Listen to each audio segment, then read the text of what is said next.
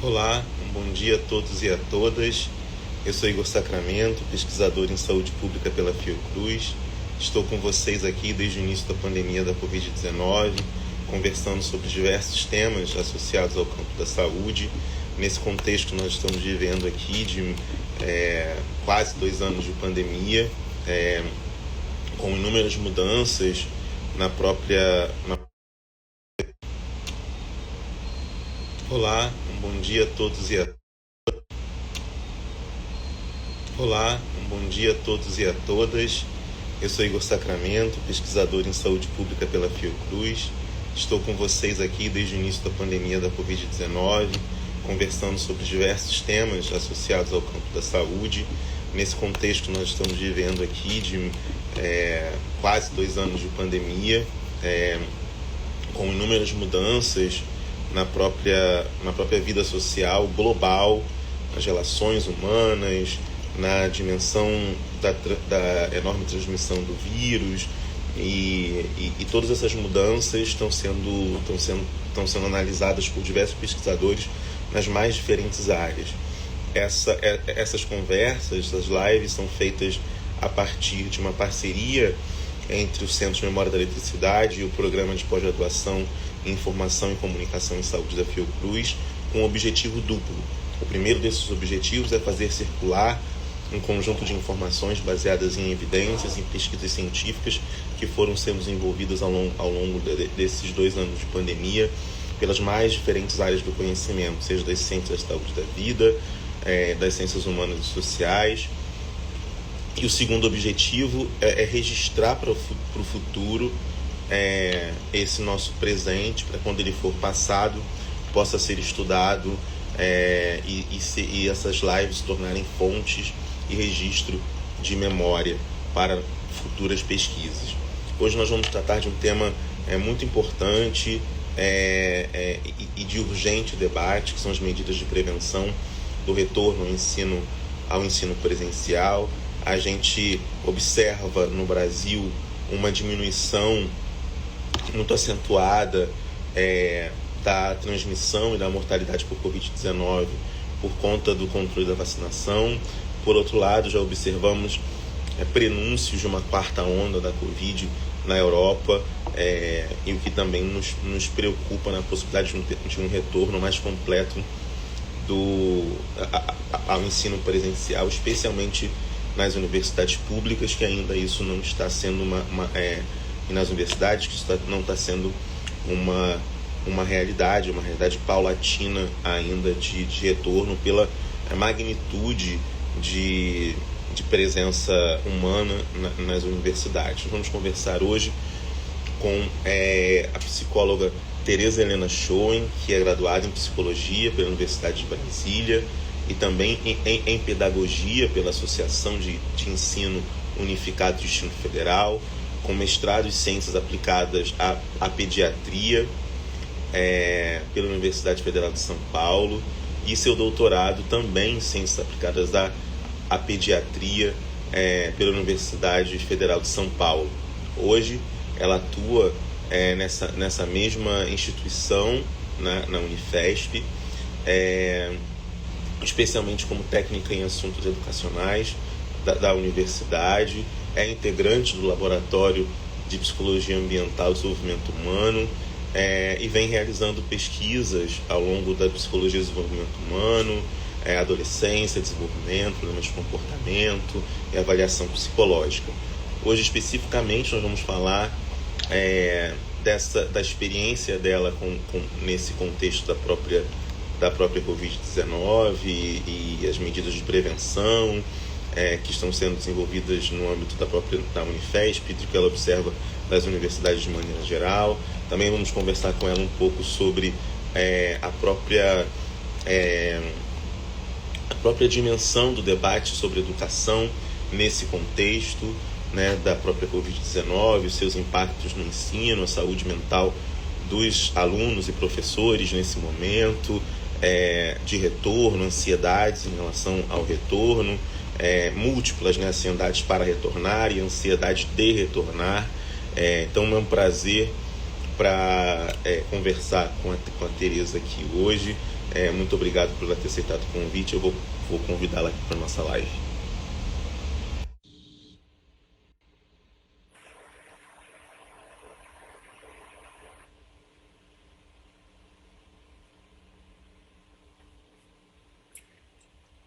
Olá, Tereza, tudo bem? Olá, bom Agora foi. dia. Bom Bom dia, dia. É tudo uma bem? alegria estar participando dessa live, desse quadro de memória. Muito interessante a proposta, super importante, principalmente porque você falou aquela questão inicial, baseada em evidências. É, exatamente, exatamente. A gente está vivendo um momento muito marcado por desinformação. Eu acho que a Covid será paradigmática para a ciência, para a gente poder tanto de proporcionar espaços de maior divulgação científica, mas também certamente que as decisões, tomadas de decisão, sejam baseadas em evidências. Queria, antes de iniciar as perguntas que eu tenho para você, te agradecer por ter aceitado o convite, nosso convite para estar aqui conversando, e queria que você falasse um pouco da sua trajetória é, na vida acadêmica e profissional, que você falasse um pouco da sua trajetória e como que na sua trajetória a própria Covid-19 ela entra, né, e reconfigura questões de pesquisa, da própria atividade profissional, enfim. Perfeitamente. Eu sou psicóloga, eu trabalho há 25 anos na Universidade Federal de São Paulo, como, como psicóloga clínica, com especialização em psicopedagogia, ou seja, eu trabalho com adolescentes que têm alguma dificuldade, algum problema, alguma questão com a escola. Isso eu faço já há 25 anos, sempre trabalhando com adolescentes. Não quer dizer que a gente não atenda adultos ocasionalmente, e muitas vezes a gente atende crianças também. Né? Principalmente porque quando eu estudo adolescência, muitas das questões estão envolvidas na infância. Tem questões lá atrás, na infância. Então, eu faço muitos estudos, não o atendimento em si, mas estudos com crianças pequenas, para a gente até verificar, será que isso que dizem realmente acontece? Sempre procurando uma evidência. Então, eu trabalho com psicologia baseada em evidências. Né? Sempre procurando dar o melhor que a ciência tem para o nosso paciente. Então, eu estou há mais de 25 anos trabalhando ali na Unifesp, no setor de saúde do adolescente, que é, assim, é um ambulatório multiprofissional, onde o carro-chefe, obviamente, a Unifesp, o carro-chefe dela é a faculdade de medicina, o curso de medicina, os outros foram vindo depois, nós temos curso de psicologia, né, cursos de história, de pedagogia, mas o grande, o mais conhecido é o curso de medicina. E então nós estamos dentro do departamento de pediatria, então tem um ambulatório para a saúde do adolescente. E aí é uma equipe multiprofissional que atende o adolescente. Nós temos dentista, nutricionista, assistente social, psicólogos, pedagogos. Não é que o adolescente é mais problemático. Nós deveríamos ter esse grupo multiprofissional para qualquer faixa etária. Tá? Mas, assim, nós tivemos essa alegria de poder contar com esses excelentes profissionais trabalhando conosco. E aí eu faço pesquisas, eu atendo pacientes e faço pesquisas sobre adolescência. Por isso que a gente se preocupou com a questão da Covid-19. Assim que fechou, todos nós achávamos que ia fechar por pouco tempo, né? A gente achou que ia ser 15 dias, um mês e tal. Então nós fechamos, não sei o quê. Aí deu um tempinho, a gente viu que não ia abrir. Começamos então as nossas aulas. Nós temos um grupo de especialização. Nós começamos a especialização online, mas também com material para um mês. Depois não precisa mais. Aí esse material para um mês foi para 2 meses, foi para 4 meses, e nós estamos seguindo com com as aulas online. Inicialmente fechou-se o ambulatório. Também, por 15 dias, um mês, depois retoma. E esse ambulatório ficou fechado. Ele ficou fechado, então, final de março. Não, abril, maio, junho. Em julho começou, e começou muito, assim, pouquinho, né? Só uma vez por semana, menos pacientes, até que a gente está já aumentando. Não voltamos ainda à nossa normalidade do atendimento. Mas o que me assustou no início foi que, assim, eu li um artigo que fala sobre os efeitos adversos de eventos adversos na infância, como eles são ruins, como eles são prejudiciais à vida adulta. Então, esses são estudos muito antigos que vêm mostrando que quanto mais efeitos adversos, sei lá, uma separação truculenta na família, pais que batem, que abusam, assalto, né, efeitos adversos na infância, tem um efeito, né, tem uma consequência grave, né, de mortalidade. Então, pessoas que têm problemas cardíacos, obesidade, câncer, vocês vão ver, eles tiveram mais efeitos adversos. E eu li em abril um artigo que dizia, e eu achei um exagero, que, né, que essa pandemia, esse fechamento ia tirar 7 anos de vida das nossas crianças e adolescentes. Eu achei, na época, um exagero. Agora eu acho que 7 anos é pouco. Né? Eu acho que nós estamos prevendo que a adolescência nossos adolescentes e crianças iam chegar aos 100 anos, mas por conta dessa pandemia, eu acho que não chegam aos 90. Assim, não vão tirar 7 anos, vão tirar muito mais, porque essa pandemia está demorando muito, com efeitos muito adversos para a infância e especialmente para a adolescência. Muito interessante, Tereza. E falando justamente em relação à adolescência, né? E queria falar um pouco da sua experiência, porque isso gerou certamente esse isolamento, especialmente no ano passado, né? Sobretudo no ano passado, tem consequências que muito sérias também do ponto de vista psicológico, né? Do ponto de vista de insegurança, do ponto de vista de ansiedades e transtornos que isso possa gerar, ou se não gerar, de certa forma, desenvolver determinados tipos de... muito se falou que, além da pandemia, do vírus, a gente estava lidando também com sérios problemas de saúde mental.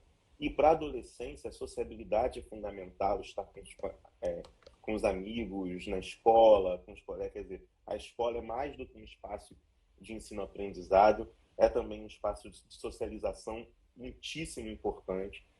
E isso, por um bom tempo, foi retirado dos adolescentes e jovens, crianças também. Queria que você falasse um pouco disso, dessas consequências do ponto de vista psíquico, né? Eu sei que ainda é cedo para avaliar, mas talvez da sua experiência clínica você possa dizer um pouco, ou das leituras que você vem fazendo também, você possa ajudar a gente a entender como é que isso está se desenvolvendo no ponto de vista dos impactos psíquicos que isso pode gerar, a pandemia pode gerar. Não serão, como você bem disse, só esses 2 anos, né? Acho que é um marco catastrófico na vida de todos nós e que atinge a adolescência, a infância de uma maneira muito específica. A gente precisa, e realmente você colocou muito bem, a característica da adolescência, uma característica fundamental é essa questão social.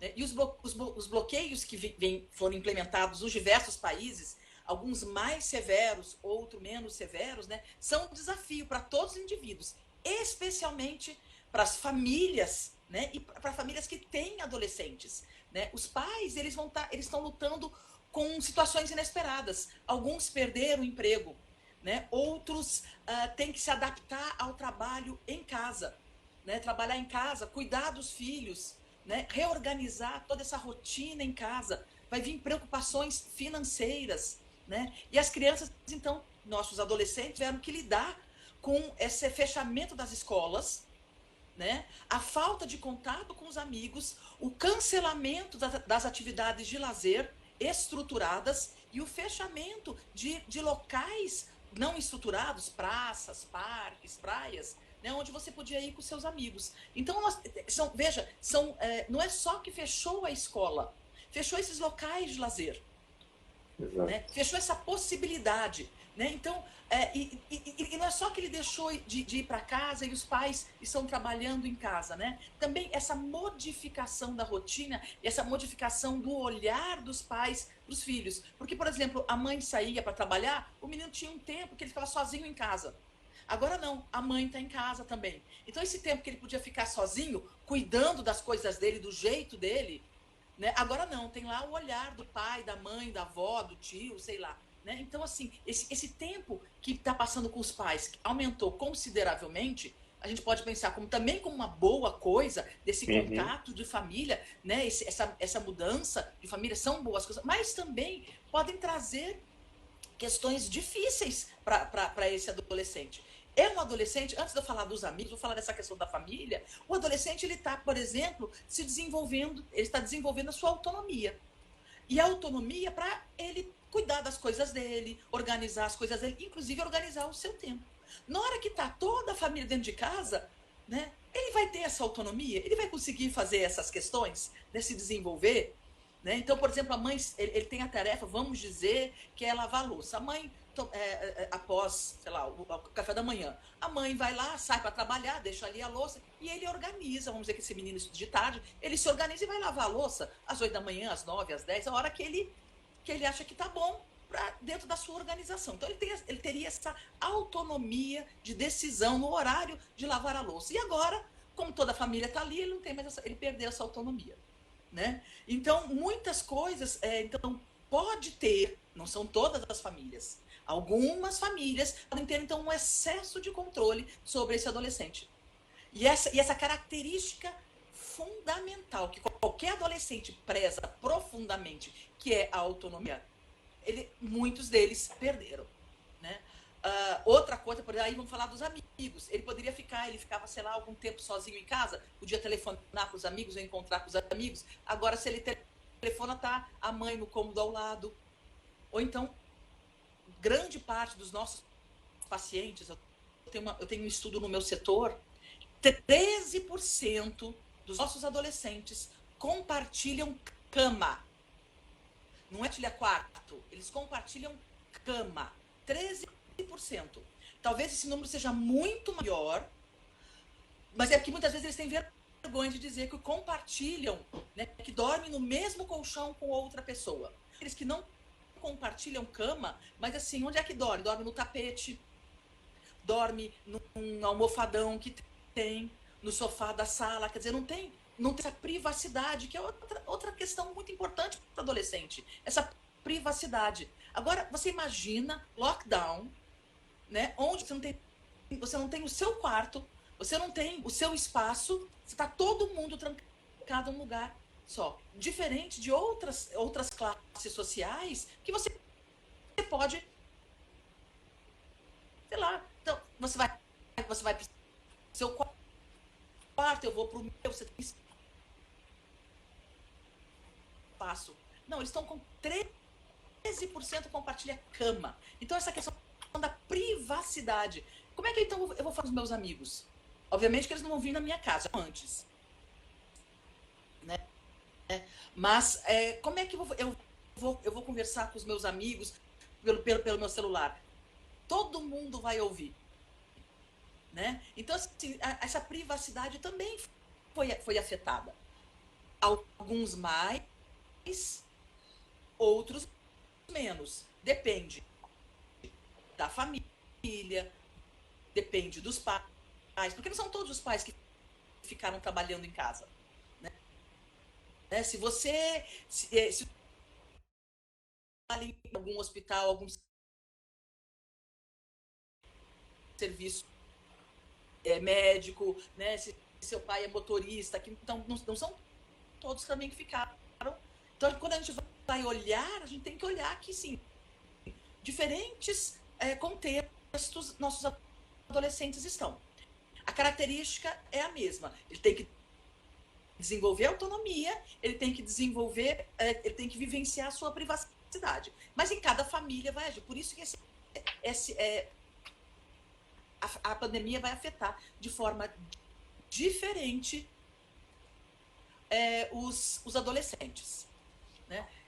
E aí eu posso falar, então, da questão dos amigos, que são, assim, fundamentais. Eu falei que fechou as atividades de estrutura de lazer. Onde é que você encontra os amigos? Na escola. Né? Muitos adolescentes chegam um pouco antes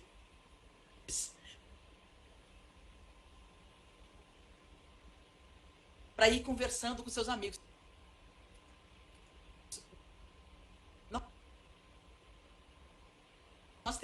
adolescentes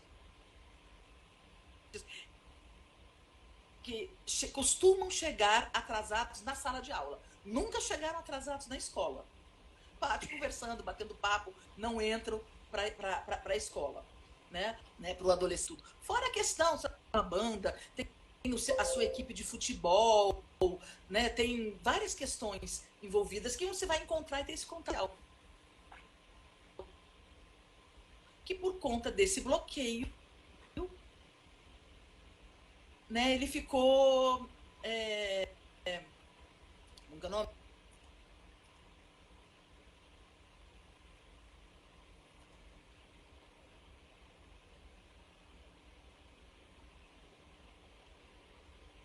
Ele ficou impedido de...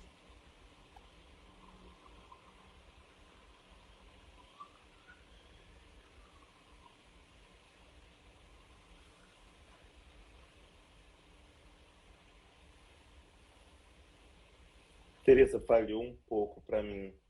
Não sei se está conseguindo me ouvir. Sua imagem congelou aqui para mim. Não sei se alguém está assistindo, Matheus.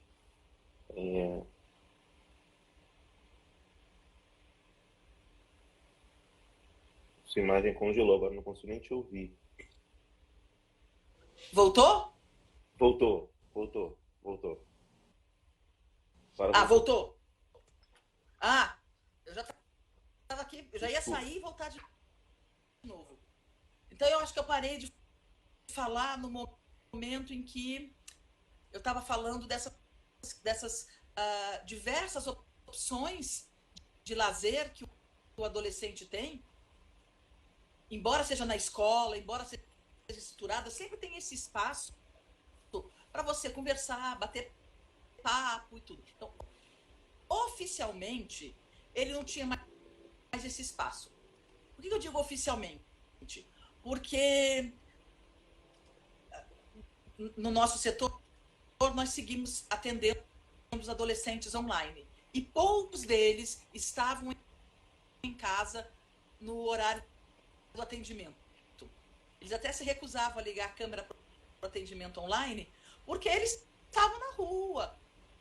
Mas se você veja, se ele mora numa casa onde 13% deles dividem a cama, né? Mas outras não dividem a cama, como eu falei, dorme no chão, não sei o quê. Quer dizer, eles não têm espaço. Ficar ali já é aglomeração. Então eles saíam mesmo. Então a gente diz que é oficialmente, mas assim, muitos deles estavam por aí, passeando e tudo mais. Mas não é a mesma coisa de você se encontrar na escola, de você fazer um jogo de futebol, de você se encontrar na praia e tudo mais, né? Então, assim, essa parte social afetou bastante. Bastante. De novo, afeta de uma forma diferente os adolescentes. Porque tem aqueles que já tinham bons amigos antes, já tinham muitas habilidades sociais, né?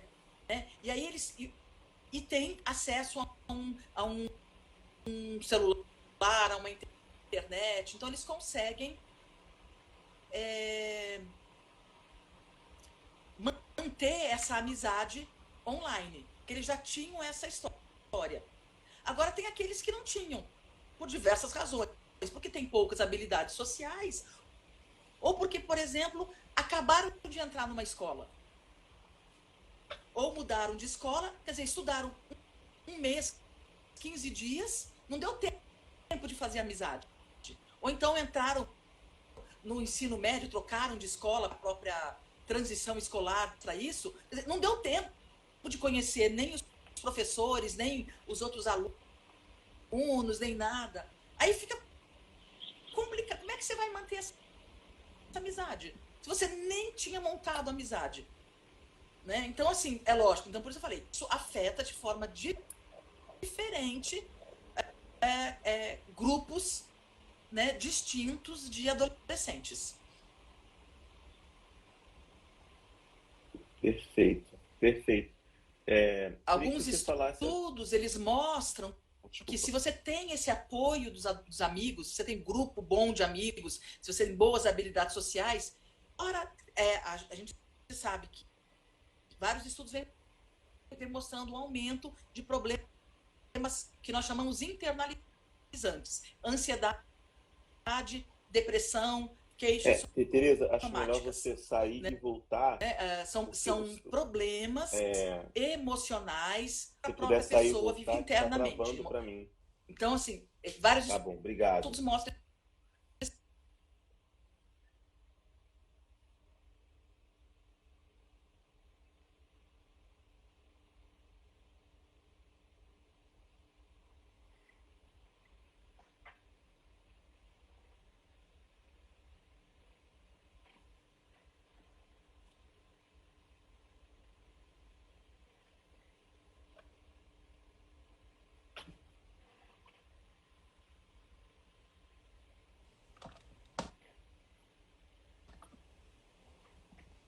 Voltou. Voltou. Voltou. Vamos ver se agora vai. Não, Né? queria que você falasse um pouquinho Mas a minha internet ainda fica rodando com você. rodando. Porque para mim Vamos ainda lá. está travando Qual um é que eu pouquinho, mas falasse? estou te ouvindo. Tô te ouvindo. Não, já voltou. Voltou? Queria que você falasse um pouquinho sobre nesse processo de. Eu sei que é muito difícil falar disso, mas assim tem um processo significativo de evasão escolar, né? Nesse momento que a gente está vivendo por vários motivos e por outro lado um dos grandes debates que a gente teve, debate importantíssimo, né? O retornar às escolas ou não, como retornar, de que maneira retornar, se era momento para retornar, etc. E a gente viu que também que isso gerou um processo de evasão escolar muito grande e acirrou desigualdades educacionais e sociais também muito grandes. Quer dizer, a escola para pessoas pobres, além de toda forma de sociabilidade, também é a merenda, é o sustento, né? O lanche, é o almoço, tem todo e também é uma ocupação do dia inteiro, né? De várias formas, mais atividades, né? As escolas privadas, de maneira um pouco mais acelerada, conseguiram se adaptar ao ensino remoto, né, do que certamente as escolas públicas por conta dessas inúmeras desigualdades. Queria que você falasse um pouco disso, como você vê consequências, né, ou os custos, se a gente puder dizer assim, dessa, desse fechamento das escolas para dificuldades futuras com a aprendizagem, para até mesmo a efetivação dos currículos mínimos, né, do ensino fundamental e médio, enfim. Queria que você falasse um pouco sobre isso. A nossa geração, e há 2 ou 3 gerações, a gente não vê fechamentos de escolas aqui no Brasil. A gente viu no H1N1 que fechou por 15 Sim. dias. Ou seja, as de julho foram prorrogadas um pouco mais. A gente não viu, não afetou grande coisa. Mas assim que as escolas começaram a fechar, eu já li artigos não, na época ainda não eram artigos, eram opiniões do Lancet, em revistas importantes, Lancet e tal, dizendo que as escolas não deveriam ser fechadas. E trazendo que em outros países acontece mais fechamento de escolas por surto de gripe, de ebola, de outras doenças. Né? E aí eles já trouxeram, naquela época, várias questões mostrando que há uma evasão escolar muito grande, tá? Não retornam, meninas também não retornam, um aumento muito grande de abuso físico e sexual, né? E as outras questões que a gente já conhece, que a gente conhece aqui no Brasil também, que é a questão da alimentação. Então, assim, já do ano passado, final de março, abril, eu já lia coisas dizendo assim, não é para fechar as escolas. né? E aí começaram a surgir primeiro alguns estudos matemáticos, né, mostrando que o fechamento das escolas não impacta na diminuição de mortalidade por conta da Covid. E que a manutenção de escolas abertas, né, pouco vai impactar, né, de 2 a 4% iria impactar por essa questão de movimentação, pegar um ônibus, os professores e tudo mais. Então, vários estudos iam mostrando isso.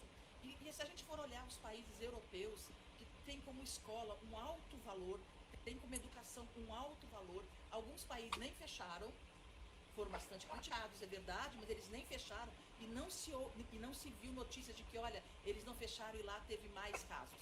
Não se viu notícias. Mas, por exemplo, a Holanda ficou um mês fechado, a Bélgica um mês, a Holanda um mês e meio, e quando voltou, como nós voltamos aqui parcialmente, tá? Mas assim, em setembro, né, seria o primeiro ano, isso do semestre letivos deles, na Holanda, o protocolo de retorno às aulas disse que já a educação era obrigatória, que ninguém mais teria motivos para não ir para a escola, salvo se você tivesse Covid ou alguém da sua família. Fora isso, não tinha motivo. Não, mas eu tenho diabetes e tal. Você vai para a escola, porque a diabetes não é motivo, não é risco para pegar Covid, é para se tornar mais grave. Entendiam que, colocando os protocolos de segurança, né, você tem que, porque o mais importante, como eu falei para vocês, você vai perder 7 anos, 10 anos de vida adiante.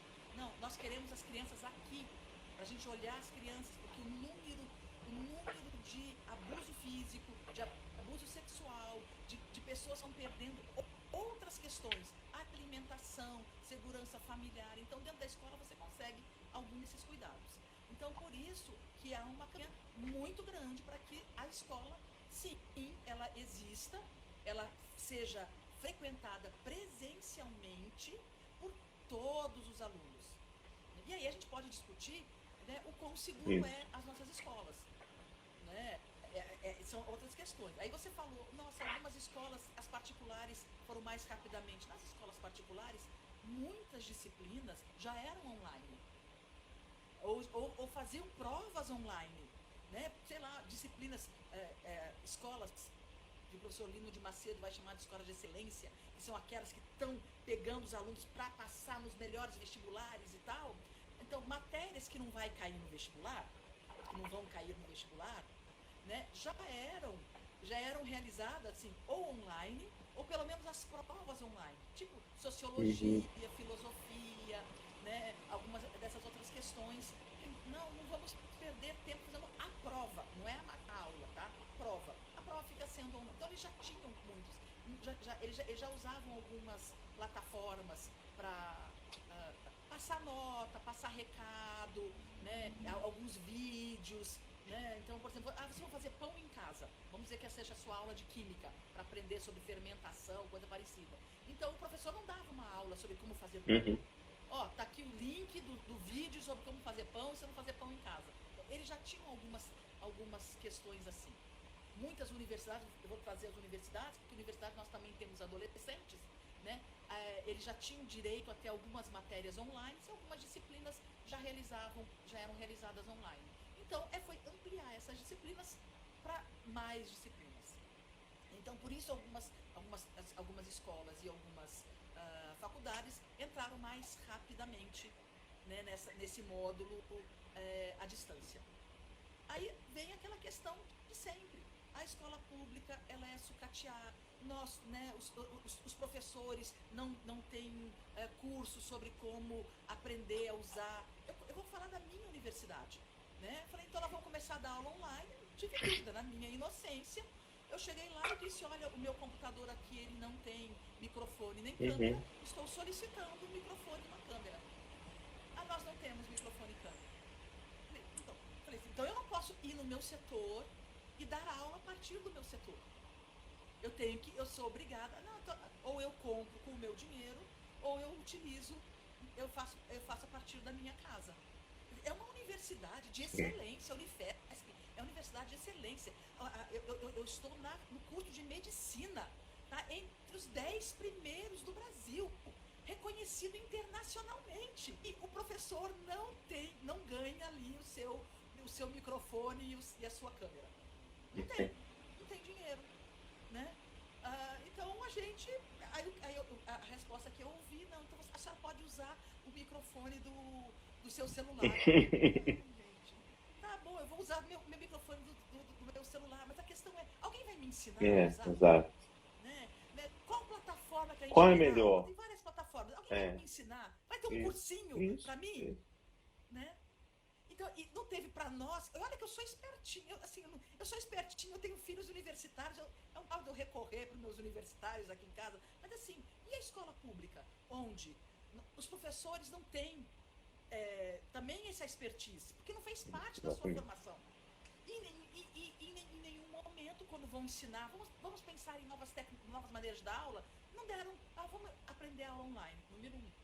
Número 2. E a outra questão, o nosso aluno. Né? O nosso aluno, ele não sabe. E o que é mais grave, gente, os pais não sabem. Então, se eu não sei, quando meus filhos não sabem, né, em gerações passadas, os filhos não sabiam, pediam ajuda para os pais iam lá e ajudavam o seu filho. Né? Então, só que agora os filhos, por exemplo, não sabem, buscam ajuda para os pais também não sabem. Nós temos adolescentes, por exemplo, que não estão seguindo a aula online. Por quê? Porque se desorganizaram e tal. Mas aí mandou-se por e-mail o link da aula. O menino não sabe, a mãe e o pai muito menos. Não vão saber. Aí fica aquela questão, né, sem contar, às vezes é só um celular para a família. Eu tenho 2 filhos, 3 filhos, ou o meu trabalho. Né? Como é que a gente faz? Né? Você pode quem eu vou pisar para ter aula? Né? Então, tudo isso torna mais dificultoso a pessoa de baixa renda, a pessoa mais vulnerável, a pessoa que vai ter, fora a pessoa que tem TDAH, que tem uma pequena deficiência intelectual ou uma grande deficiência em estar tendo inclusão, os autistas, esses todos sofreram muito mais ainda. Né? Ou seja, o adolescente às vezes até sabe, mas quer dar uma despertinho, igual a gente fazia, mata a aula, né? Não faz o dever de casa, mas o pai não tem nem como controlar, porque o pai não sabe a respeito. Né? Então, assim, essa aula online, a pandemia, o que ela veio foi, todo mundo fala, na verdade, é deixar mais escancarado as dificuldades que já existiam. Né? Só deixou mais escancarado. Não tem como escapar. É verdade. Isso que você falou, né, que as desigualdades e dificuldades elas ficaram cada vez mais escancaradas, né, nesse momento. Não que elas não existiam, essa frase é muito forte, mas muito significativa do que a gente está vivendo. Não que elas não existiam, mas elas estão escancaradas. Eu acho que agora cabe não só a nós como cidadãos, né, professores, etc., mas sobretudo aos nossos dirigentes, governadores e representantes que possam criar políticas públicas. Eu acho que a dimensão da inclusão social também passa pela inclusão digital, né? É muito importante a gente ver muitos alunos que não têm acesso à internet, ou têm muita dificuldade, ou tinham acesso com um plano muito limitado. Isso ficou muito evidente nesse momento. Quer dizer, o acesso à internet era no WhatsApp, porque o cartão pré-pago, o plano pré-pago permitia, né, o uso pelo WhatsApp. Então, ficar horas e horas no Zoom, ou em lives no Instagram, ou no YouTube, isso gasta, em pouco tempo, gasta todo o pacote que o aluno tinha por um ano. Quer dizer, então, se a gente quer pensar numa educação mais inclusiva, né, a gente tem que pensar também na questão do acesso à internet. E no contexto atual, né, pensar a educação hoje ainda é pensar protocolos de biossegurança, né? E que a gente está percebendo agora um movimento na Europa que acho que merece a nossa atenção no Brasil, de prenúncios de uma quarta onda, como alguns epidemiologistas estão falando. Acho que é importante a gente estar atento. E no trabalho que você publicou recentemente, vocês trataram um pouco dos protocolos de vários países que estavam Por isso que é importante a pesquisa baseada em evidências. Queria que você falasse um pouco desses cuidados que é importante ter para o retorno à escola e também agora para o retorno, que eu acho que é cada vez mais iminente, das aulas nas universidades. Não, para quem está nos assistindo, não que as aulas na universidade não tinham sido totalmente suspensas, mas a maior parte esmagadora das aulas nas universidades públicas e privadas foram para o ensino remoto, né, com atividades laboratoriais que foram sendo, né, aos poucos, feitas presencialmente. Mas queria que você falasse um pouco desses cuidados, a importância das instituições se organizarem e das pessoas também estarem conscientes da importância do uso de máscara, da importância, né, especialmente do uso de máscara nesses ambientes, nesse momento que ainda de menos tristeza, né, sem dúvida, do que a gente está vivendo, mas também de preocupação. Primeiro, eu gostaria de falar que educação não é achismo. Tá? A construção de uma escola não é como eu acho que deve ser. Existe pessoas que pensaram qual a melhor forma de ter, né, uma sala de aula, uma entrada. Então, por exemplo, como a maioria das pessoas são destras, o melhor é que a iluminação, por exemplo, da janela seja do lado esquerdo. Né?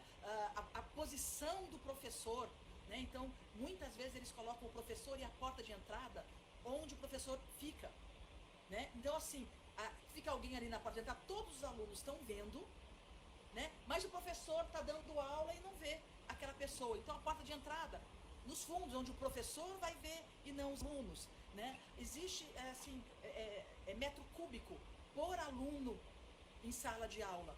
Né? Lógico que educação infantil tem uma metragem cúbica maior e universitário uma metragem cúbica menor, mas existe toda uma questão que parece que os nossos arquitetos, os nossos gestores, ao construírem as escolas, não observaram isso. Então nós temos, agora com a pandemia, onde que fica o bebedouro? Gente, bebedouro, para economizar, fica ou dentro do banheiro, ou logo na portinha do banheiro. E a gente viu que dos locais que passa, que o vírus vai ser transmitido, né, também é pelas fezes. Então você tem que lavar muito bem as mãos. Aí a água está ali do lado. Gente, uma vez eu estava ano passado conversando com umas nutricionistas, elas falaram, a gente queria construir bebedouros fora. Eu falei, gente, quando eu era criança, eu lembro que o bebedouro da gente era ali no pátio, fora. E assim também, local para lavar a mão. Por que não tem local para lavar a mão fora do pátio? Só no banheiro, você só lava a mão quando você vai ao banheiro, você não lava a mão quando você brincou na areia, na terra. Então, assim, já começa com pessoas que não pensaram seriamente a educação. De um lado. De outro, nós temos cidades, provavelmente como Rio de Janeiro, aqui como São Paulo, pegaram casas e deram um jeitinho e fizeram a sua escola. Então, essas é um problema. Né? Mas assim, as escolas públicas e as grandes escolas particulares, elas foram construídas. Então, assim, como é que se pensa em algumas questões? Quando você vai em aeroporto, você não abre porta de banheiro. Você vai entrando e vai fazendo curvinha. Gente, isso é higiene. Isso não é da pandemia, isso é de gerações anteriores. Por que na escola também não se faz essa voltinha? Entendeu? Então, assim, agora você vai ter que resolver esses problemas estruturais que a escola não foi bem construída. Eu estou contando isso porque quando eu fui procurar os protocolos de higiene, né, os protocolos de biossegurança para a Covid, eu escrevi, eu pedi ajuda para muitas pessoas e tudo, e aí eu joguei algumas palavras. Eu me lembro que a primeira eu joguei uma palavra, falei, como é que é biossegurança? Protocolo de biossegurança em alemão.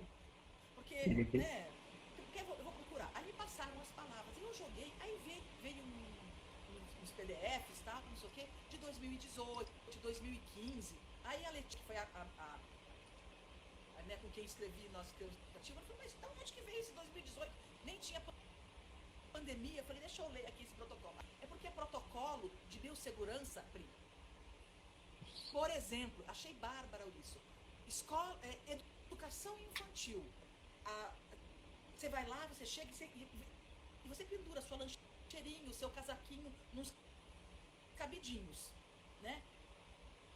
Nesse protocolo dizia que o seu casaco não poderia encostar com o casaco da outra pessoa. Então, os cabides pendurar suas coisas deveriam ser distantes, para que não se passe lá pior, como é o nome?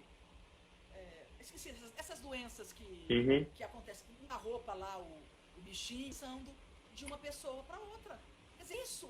Agora você vai hoje, escola de educação infantil, como é que estão cheiras? Quer dizer, não pensaram num período antes de pandemia. E agora, né, a gente fala. Então, por isso que eu falei que assim, escola é uma coisa séria. Construção de escola é uma coisa que tem que ser pensada. Então, vamos falar dos protocolos, então, de biossegurança para a Covid-19. Então, o primeiro protocolo, então você sabe que ele é transmitido por gotículas ao você respirar ou ao você falar. Então, mas assim, essas gotículas elas saem voando. Né? Então eu não preciso deixar as pessoas a 3 metros de distância, 5 metros de distância. Então nos protocolos eles mostram. Num protocolo dizia, é 1 metro de distância de boca para boca. A maioria de nós fazemos do ombro para lá. Então vai dar mais de 1 metro de distância. Então 1 metro de distância, né? Nesse dizia de boca para boca. Mas 1,5 metro, 2, o que a bunda não prejudica. Mas assim, essa distância. Aí eles colocam assim, então essa distância, porque ele não vai sair voando, e você vai usar a máscara. Porque eu uso para você, gente, a máscara é para a sua gotícula não passar para os outros. A máscara é para você proteger os outros. Né? Quando você vai no dentista, já antes, o dentista usa máscara. Por que ele usa máscara? Para ele não ficar respirando em cima da gente. O médico usa máscara quando opera, usa luva. Não é assim, né? É para ele não passar nenhuma coisa e você tem uma infecção ali na operação, enfim. Então, assim, a máscara, em primeiro lugar, é para você proteger os outros. Então, eu falei de distanciamento, eu falei da máscara. Mas, em relação ao distanciamento, algumas coisas eu achei bem interessante no protocolo, que aqui é tranquilo. Mas, assim, infelizmente, é tranquilo. Por exemplo, você vai sentar em filinha um atrás do outro. Se você senta em filinha um atrás do outro, você não vai estar respirando, vai estar todo mundo ali na filinha, por exemplo. Obviamente que isso é tudo contra aquilo que a gente que pensa em educação, que a gente quer um movimento, a gente quer que as pessoas se comuniquem. Mas neste momento vai ficar em filinha um atrás do outro, por exemplo. Então são coisas sendo importantes. E a outra questão importante, que não é uma cultura brasileira, que é o ar livre.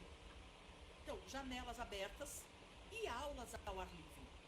Eu fui lendo ali, assim, esses protocolos, porque, assim, além dos protocolos, eu li protocolos oficiais, tá? Então, de ministérios, de secretarias, por exemplo, na Suíça é cantões, né? Canadá, província, então a gente leu protocolos oficiais, mas eu também tive acesso a diversas escolas, né? me enviaram, ou pais me enviaram os comunicados que eles estavam trocando com seus alunos, né? Então a escola manda para os pais dos alunos.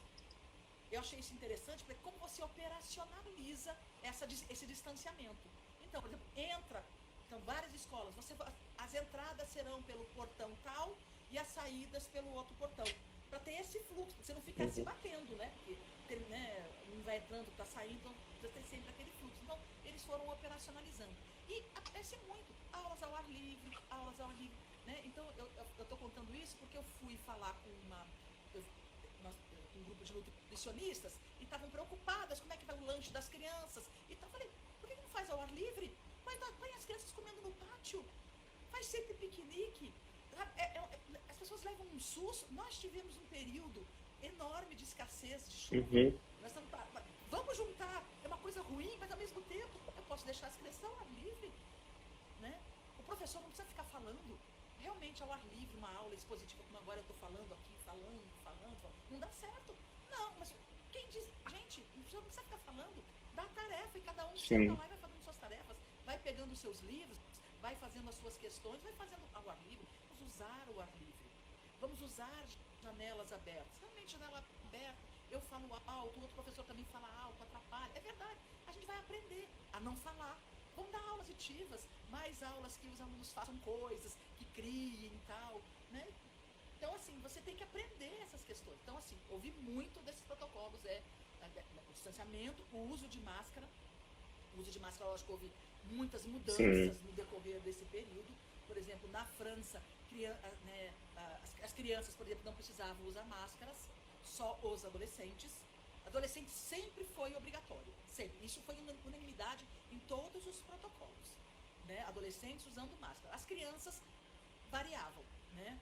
E aí eles colocavam talvez no transporte público quando a criança vier, mas na França, por exemplo, que eu falei, não era obrigatório as crianças, mas a partir, acho que de março desse ano, fevereiro desse ano, as crianças também foram obrigadas. Quando eu digo crianças, é em Fundamental 1, não educação infantil, né? Porque educação infantil você tem, nem adianta, porque ela vai comer a máscara, ela vai brincar com a máscara, gente, nós estamos ali dentro, mas felizmente este vírus tem um efeito menor em crianças pequenas. Não que não tenha, gente, tem, mas tem um efeito menor. Os estudos mostraram que não houve transmissão de criança para criança e nem de criança para o professor. Em geral, as crianças que pegaram de seus pais ou então de seus irmãos adolescentes. Aí vamos voltar para os adolescentes, porque para os adolescentes seguir algumas regras é mais complicado, né? Então eles até na sala de aula ainda usavam, mas aí depois, né, param de usar. Então eu falei do distanciamento, e esse distanciamento envolveu muitas coisas, né? Algumas escolas pararam com o seu transporte escolar, então os pais tinham que levar e buscar. Mas assim, a grande parte dos países europeus vieram com um incentivo muito forte para o uso de bicicletas, né? E assim, as nossas escolas passaram um tempão fechado e colocaram bicicletários para o seu aluno vir e colocar a sua bicicleta ali. A gente continuou sem incentivar o uso. A gente perdeu a oportunidade de utilizar essas questões ecológicas que a gente já promove. Não parece que a gente não aproveitou. Vamos aproveitar, reformar aqui e já colocar o bicicletário, já aumentar a sala de aula, já mudar o banheiro, não sei o quê. Então, assim, a ênfase era incentivar os alunos, que já é uma prática comum, mas assim, ser mais comum ainda o aluno vir de bicicleta para a escola. Né? Que você fala isso aqui no Brasil, gente, eu vou ser apedrejada, né? Quando eu falar isso, os diretores nem me escutam. Entra por aqui, os diretores, nenhum deles respondeu, não. Fingiram que não ouviram. Mas assim, gente, vamos colocar bicicleta, né? Vamos incentivar essas questões. Nos protocolos também tinha, esse foi um grande problema para os adolescentes, né? Voltem direto para suas casas.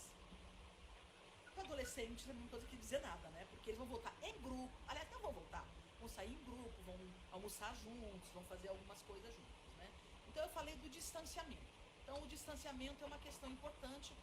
Apareceu essa questão da sala de aula, o tempo inteiro diminuição do número de alunos em sala de aula, porque realmente aqui no Brasil é muita gente, lá eles consideram 25 já muita gente. 25 já é salas de aulas enormes. Aqui, 25 a gente vai achar sala pequena. Não, já é sala grande. Então, assim, diminuir. Aqui, se a gente falar em cursinho, gente, salas de universidade.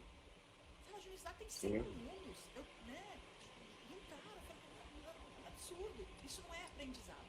Não dá para você fazer essas outras coisas que a gente coloca que é uma educação viva, uma educação onde o aluno constrói, o aluno aprende, o aluno é responsável, o aluno é autônomo, isso com salas muito grandes não dá. E aí eles sugerem, vamos usar a biblioteca, vamos usar, então divide a turma, assim assado, né? Muitas das nossas escolas, se a gente for ver, né, os resultados do PENSE, outros resultados de censo escolar, nem biblioteca tem, como é que eu vou dividir? Então, mas vamos apenas aproveitar o ar livre. Achei super interessante, eles colocam, então, deixar as salas de aula, né, abrir as janelas, né, fazer lanche ao ar livre, deixar as portas abertas. Você entra já deixa a porta aberta para você não ter esse toque. Veja, você não pega por toque, tá?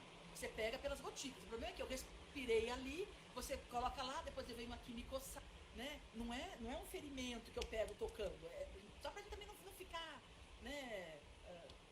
Eu não posso tocar em nada. Não é assim, gente, né? Então você lava. Assim, outra coisa é assim, álcool em gel, gente, é para uma eventualidade. Para você estar na rua, tal. Na escola, é água e sabão. Água de sabão. Aí nós vamos de novo, nossas escolas não têm água, nossas escolas não têm sabão, nós temos nossos problemas, então vamos consertar os problemas. Mas o que eu achei, eu vou agora uma outra coisa que eu achei super legal, nos comunicados das escolas que eu li, foram comunicados carinhosos, sabe? Era assim, era a direção da escola, o coordenador, não sei quem escrevia, assim, estando junto com a família.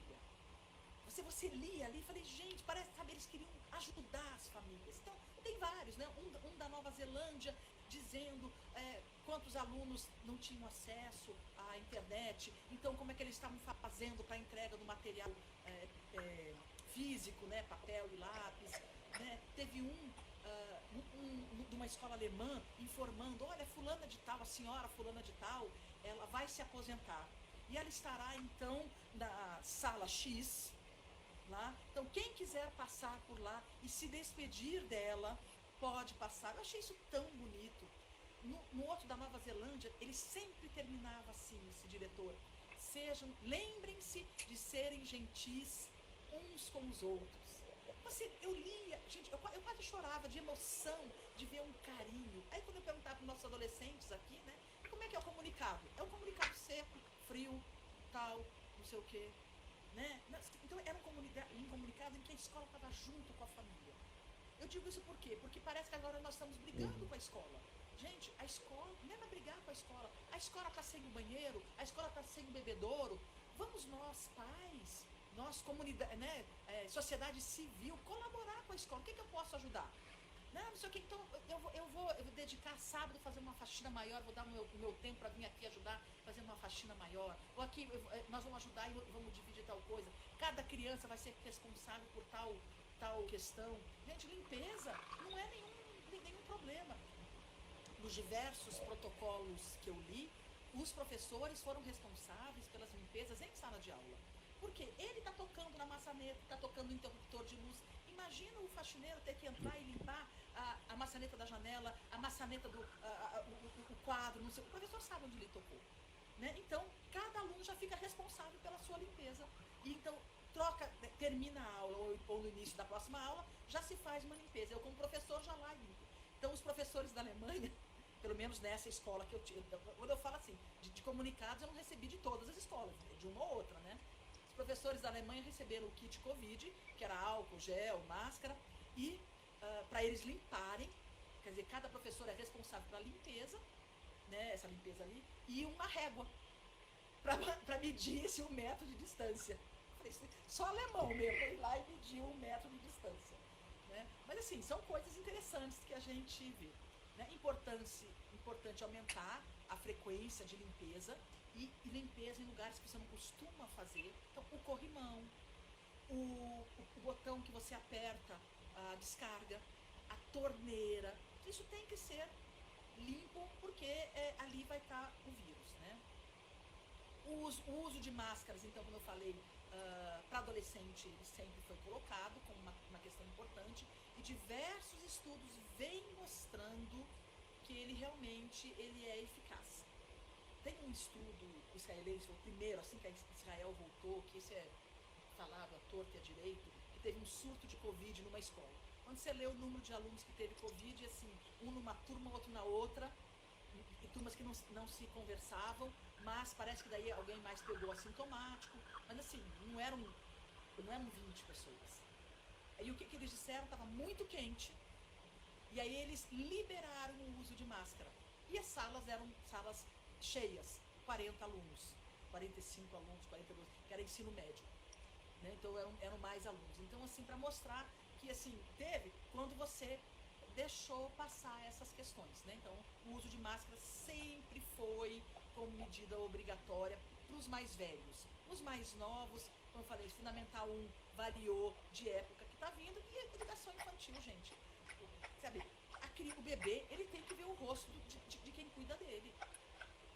Sabe? Você colocar o profissional que cuida de um bebê com uma máscara, eu não sei que né, consequências emocionais você vai ter para esse bebê. Né? Então, por isso, então, esse pessoal de educação infantil tem que ter redobrado os cuidados para que eles não peguem e para que eles possam, dentro daquele espacinho que eles estão, eles poderem ter mais liberdade de contato, né? Então, eu acho que assim, principalmente assim, o distanciamento, e aí na questão do distanciamento eles também colocaram muitos, né? Você manter o mesmo grupo, né? Então, estão grupos ali que se alguém pegar Covid, pegou na sua casa, o seu tio, o seu irmão, só aquela sala vai ser, né, suspensa, não vai ser toda a escola. Isso também foi muito falado e tudo mais.